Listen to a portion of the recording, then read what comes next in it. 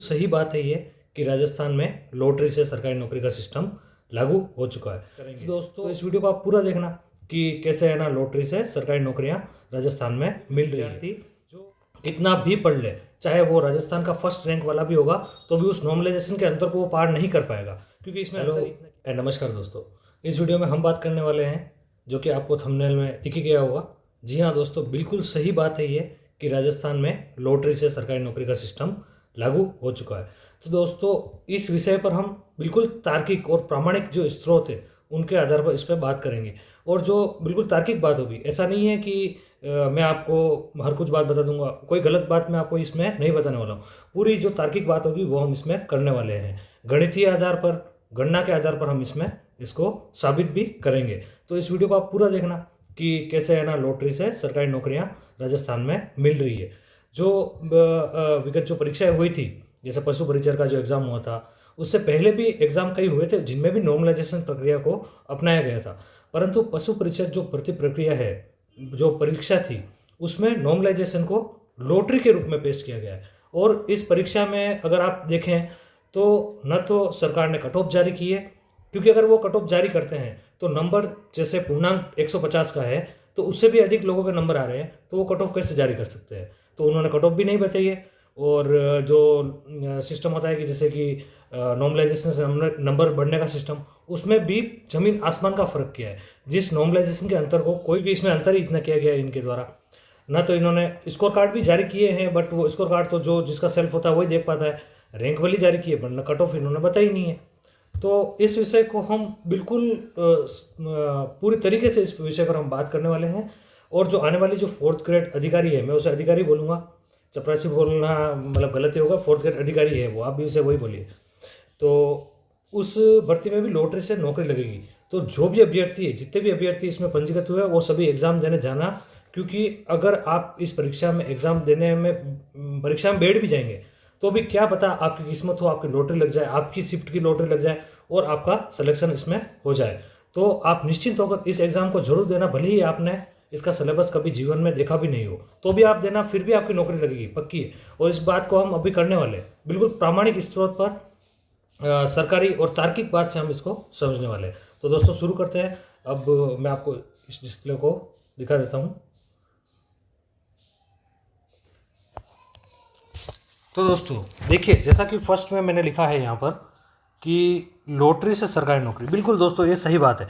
जैसे कि हम इसे समझें, अगर इस चीज़ को, इस लाइन को हम समझने का प्रयास करें, तो जैसे कि पशु परिचर में अभ्यर्थी जिन्होंने फॉर्म भरा था, उनकी संख्या हम यहाँ पर देखें तो 17,63,897 लोगों ने इसमें आवेदन किया था, और एग्ज़ाम लगभग दिया था 10,52,566 अभ्यर्थियों ने। यह एग्ज़ाम 6 शिफ्ट में आयोजित किया गया था। देखिए, इन 6 शिफ्ट की मैं आपको स्थिति बताता हूँ।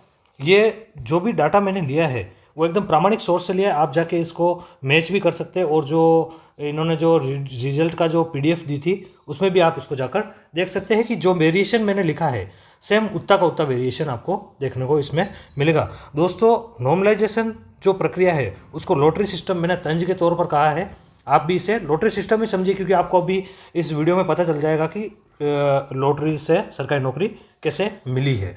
जो जैसे कोई बच्चा एग्ज़ाम दे के आया होगा, उसको पता ही नहीं है, वो तो उसके रोज़मर्रा काम कर रहा है, उसको पता है कि यार मेरे तो नंबर तो है ना 90 या 95 नंबर ही आए हैं मेरे, जो कि सामान्य नंबर होते हैं। इतने सरल पेपर में हर अभ्यर्थी इतने नंबर लेके आता ही है।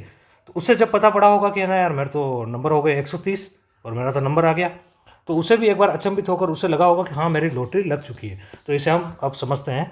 देखिए दोस्तों, यह एग्ज़ाम आयोजित हुआ था 6 शिफ्ट में। तो 6ठी शिफ्ट तक जाते जाते 5 परीक्षाएं हो चुकी थी, और जो 15 प्रश्न रिपीट हुए हैं, 1, 2, 3, 4, 5, इन 5 पारियों में जो प्रश्न पूछे गए थे उनमें से 15 प्रश्न इसमें रिपीट हो गए थे 6ठी पारी में। दोस्तों इसका अगर आप प्रमाण देखना चाहते हैं तो इसका प्रमाण भी संतोष बिश्नोई सर के जो ऑफिशियल चैनल है उस पर आप इसका प्रमाण भी देख सकते हैं, उसका लिंक भी मैं इसमें ऐड कर दूंगा। ठीक है दोस्तों, इसके बाद हम देखते हैं 15 प्रश्न तो इसको रिपीट हो गए। तो वो प्रश्न तो हर कोई कर सकता है, क्योंकि जैसे कि जो प्रश्न आप विगत 5 या 2-3 दिनों से आप हर पेपर में पढ़ रहे हैं वो के वही प्रश्न आ रहे हैं, तो 6ठी में भी वही आए हैं, तो 15 के 15 तो आपको इसमें ये बोनस मिल गए। इसके बाद 4th शिफ्ट जो थी, 4th शिफ्ट वाले बच्चों के इन्होंने 13 नंबर घटा दिए। तो 13 नंबर जैसे ही किसी अदर स्टूडेंट के घटते हैं तो आप यही समझ के चले कि आपके तो 13 नंबर बढ़ गए। क्यों बढ़ गए? क्योंकि वो जो बंदा था वो आपके पहले बराबर आ रहा था, वो अब 13 नंबर आपसे पीछे हो गया, तो अल्टीमेटली आपके 13 नंबर बढ़ ही चुके हैं।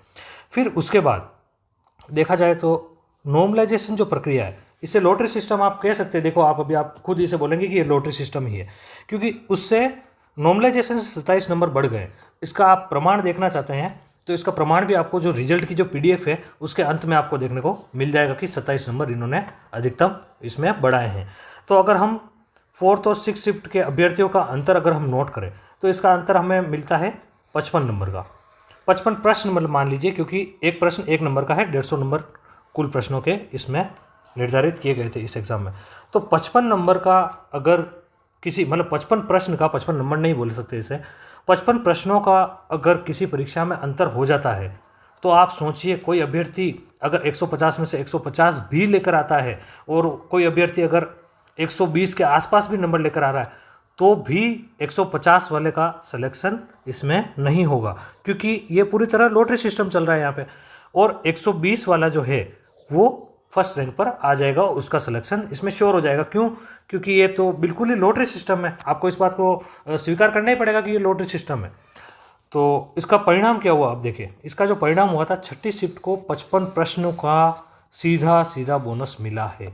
इस बात को प्रामाणिक तौर पर मैंने सिद्ध भी किया है, और मैं वीडियो भी इसमें ऐड कर दूंगा। जो 15 प्रश्न रिपीट हुए थे उसका वीडियो भी आपको इसमें डिस्क्रिप्शन में मैं ऐड कर दूंगा, तो आप जाके देख लीजिएगा। और ये जो इसका जो आपको अगर प्रमाण चाहिए कि 13 नंबर घट गए और 27 नंबर बढ़े हैं, तो इसका प्रमाण भी जो RSMSSB बोर्ड द्वारा जो रिजल्ट की PDF जारी की गई है उसमें मैं आपको अटैच कर दूंगा, तो वह भी आप आराम से जाकर देख लेना। तो सीधा बोला जाए तो शिफ्ट की लॉटरी लग चुकी है। मतलब जो भी 6ठी शिफ्ट में जो भी अभ्यर्थी बैठा था, चाहे वो कोई भी बैकग्राउंड, जैसे सभी को सरकारी नौकरी की आवश्यकता होती है आज के ज़माने में, जो कि अभ्यर्थी तैयारी करते हैं वो चाहते हैं कि हमारी नौकरी लग जाए, पर जो कम पढ़े थे, जिनको अंदाज़ा भी नहीं था कि हमारी सरकारी नौकरी लग जाएगी, उन सभी लोगों की सरकारी नौकरी लग चुकी। 6 शिफ्ट के लॉटरी सिस्टम के हिसाब से हो गया। अभी देखते हैं अगली जो एक समान परीक्षा है 4th ग्रेड अधिकारी की, उसमें भी ये लॉटरी सिस्टम कैसे लगेगा और कितने तक वेरिएशन आ सकता है इसमें, तो उस पर हम बात करने वाले हैं। तो देखिए, जैसे इसमें फॉर्म भरे गए हैं 24,76,383 फॉर्म इसमें भरे गए हैं। अगर जैसे मान लिया जाए कि इसमें वैसे वेरिएशन और ज़्यादा आ सकता है, मैं जो बता रहा हूँ वही वेरिएशन आप लेकर नहीं चलिए। मतलब मैं कम से कम जो वेरिएशन है वो आपको यहाँ पर बता रहा हूँ कि जैसे पशु परिचय टाइप ही मान लो। भले पशु परिचय एग्ज़ाम में जैसे अभ्यर्थी एग्ज़ाम देने कम ही बैठे थे, 10,52,000 के आसपास ही बैठे थे, फिर भी 55 प्रश्न का इन्होंने अंतर इसमें किया है। तो यहाँ पर तो संख्या आप देख सकते हैं 24,76,383 है। तो हम अगर पशु परिचय वाला ही लॉटरी सिस्टम इसमें लागू करें तो देखते हैं शिफ्ट ज़्यादा से ज़्यादा होगी। सरकार भले ही कह रही है कि हम इसे कम से कम शिफ्ट में करवाएंगे, पर जो सचिव है उन्होंने भी कह दिया है और रास्ता साफ कर दिया इस बात का कि यह एग्ज़ाम अधिक से अधिक शिफ्ट में ही होगा, कम शिफ्ट में करवाने के लिए RSMSSB का संसाधन उपलब्ध नहीं है। तो देखिए दोस्तों, ये अगर एग्ज़ाम होता है, जैसे मान के चलिए आप 10 शिफ्ट तो मिनिमम होगी है, इससे ज़्यादा भी कर सकते हैं, क्योंकि इनको जैसे लॉटरी सिस्टम को और अगर अच्छे तरीके से इनको बढ़ाना है तो इसे ये ज़्यादा शिफ्ट में भी करवा सकते हैं। पर अपन मान लेते हैं कि एवरेज 8 शिफ्ट सरकार ने पहले से निर्धारित की है। मतलब जैसे जो सरकार ने डेट दी है इस एग्ज़ाम की, उस हिसाब से आप देख सकते हैं कि 10 शिफ्ट तो सरकार मान के चल रही है, 10 शिफ्ट में तो हम इस एग्ज़ाम को करवाएंगे। अब माना कि इस शिफ्ट जैसे 5वीं जो शिफ्ट है उसकी एक संभावना अपन व्यक्त करें, किसी भी शिफ्ट की लॉटरी निकल सकती है, पहली, दूसरी, तीसरी, चौथी, 5वीं, 6ठी, 7वीं, कोई भी शिफ्ट हो सकती है। जैसे कोई भी शिफ्ट उसकी लॉटरी निकल सकती है। पर अगर अपन मानते हैं कि है ना 5वीं शिफ्ट की अगर लॉटरी निकलती है तो पशु परिचय के अनुसार ही हम माने कि 55 प्रश्न ही माने, क्योंकि इतनी शिफ्ट है और संख्या अधिक है। तो भी अपन 55 ही मान लेते कि वाह चलो 55 प्रश्न का बोनस इसको एक शिफ्ट को इसमें दिया जाएगा। तो 55 प्रश्न का जैसे ही बोनस यहाँ पर देंगे, गवर्नमेंट के द्वारा नॉर्मलाइजेशन किया जाएगा और एक शिफ्ट को लॉटरी के अनुसार सारे बच्चों को, उस शिफ्ट के बच्चों को लिया जाएगा। तो अगर 55 प्रश्न का इसमें हम अगर बोनस देती है सरकार तो सीधे ये नंबर हो जाते हैं, क्योंकि एक प्रश्न यहाँ पर जो 4th ग्रेड अधिकारी की जो परीक्षा है उसमें 1.66 नंबर का है, तो 91.3 नंबर का बोनस सीधा एक शिफ्ट को मिल जाएगा। इसमें कोई मतलब गलत बात नहीं है, आपको मैंने पूरा समझा दिया, उसी के आधार पर मैंने आगे बात की है।